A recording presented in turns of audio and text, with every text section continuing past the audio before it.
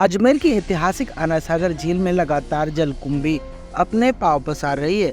जलकुंभी को लेकर शहर के जनता काफी परेशान है, लेकिन जिला प्रशासन और जनप्रतिनिधि इस पर कोई ध्यान नहीं दे रहे, जिसके कारण हालात लगातार खराब हो रहे हैं।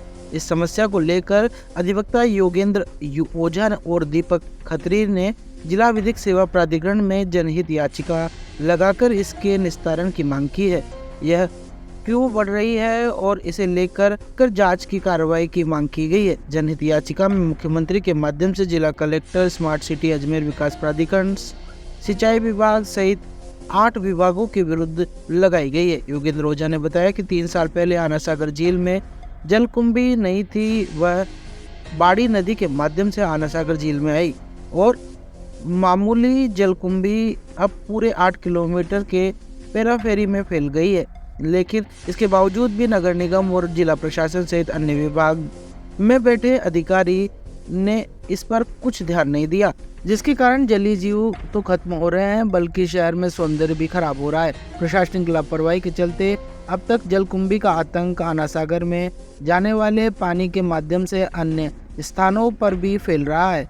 आना सागर झील का पानी अलग अलग तालाबों में होते हुए नदियों तक पहुँचता है। ऐसे में अन्य तालाब, जलाशय इससे प्रभावित हो सकते हैं। इसे लेकर जल्द से जल्द कार्रवाई की जानी चाहिए। उन्होंने कहा कि लगातार इस विषय को लेकर सोशल मीडिया पर प्रशासन से मांग करती आई है, लेकिन फिर भी कोई कार्रवाई नहीं हुई। इसीलिए आज जनहित याचिका लगाकर इस मामले में कार्रवाई की मांग की गई है। आज हमारे द्वारा जो हमारे यहाँ जिला विधिक प्राधिकरण है, उसमें एक जनहित याचिका आना सागर में जिस तरीके से, जिस स्पीड से जलकुंभी फैल रही है, उसको लेके हमने एक जनहित याचिका लगाई है, क्योंकि प्रशासन व सरकार द्वारा इस तरफ किसी प्रकार का ध्यान नहीं दिया जा रहा है। आज अखबारों से और आपके मीडिया चैनल के जरिए भी ये जानकारी मिली कि इसकी जो मशीन थी, जो साफ करने वाली थी, वो भी खराब हो गई है या मेंटेनेंस के लिए उसको बाहर निकाला गया है।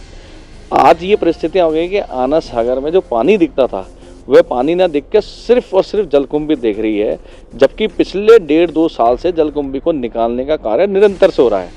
जब इतना ज़्यादा उसको निकाला जा रहा है, उसके बावजूद भी जलकुंभी खत्म नहीं हो रही है। उसके पीछे क्या कोई षड्यंत्र है या कोई भूमाफियाओं का किया हुआ कार्य है या प्रशासन के द्वारा लापरवाही बरती जा रही है? ये एक बहुत बड़ा मुद्दा है। उसी को लेकर आज मैंने और दीपक जी ने मिलकर एक जनहित याचिका लोक अदालत में हमने पेश की है कि जिस तरीके से जिला विधिक प्राधिकरण और जिला सेवा केंद्र द्वारा जनहित में शहर के मुद्दों को लेकर किया जाता है, उस मुद्दे को लेकर आज हमारे द्वारा ये जनहित याचिका पेश की गई है।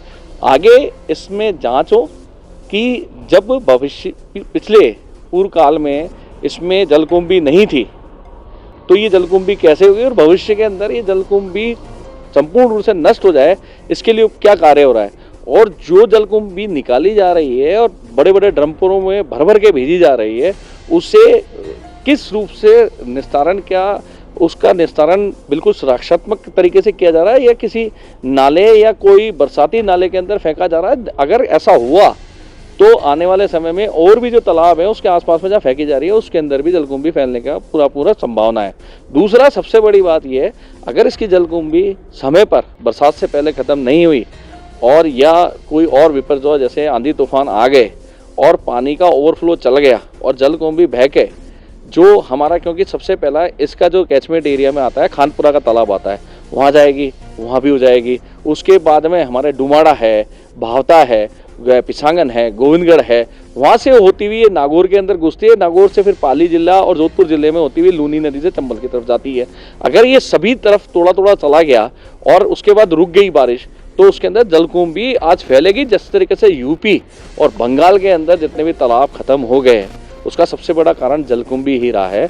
तो सरकार को इसके लिए संवेदनशील होना पड़ेगा और जनहित में आम पब्लिक को देखते उसको करेगा, जिससे कि इसके अंदर जो पानी के जीव जंतु हैं वो भी बचाया जा सके, मछली बचाया सकता है। अगर समय पर नहीं किया तो ऑक्सीजन की कमी से शायद हो सकता है आने वाले समय के अंदर उस तरफ की कॉलोनियों में बीमारी फैलने की भी संपूर्ण रूप से संभावनाएं रहेंगी।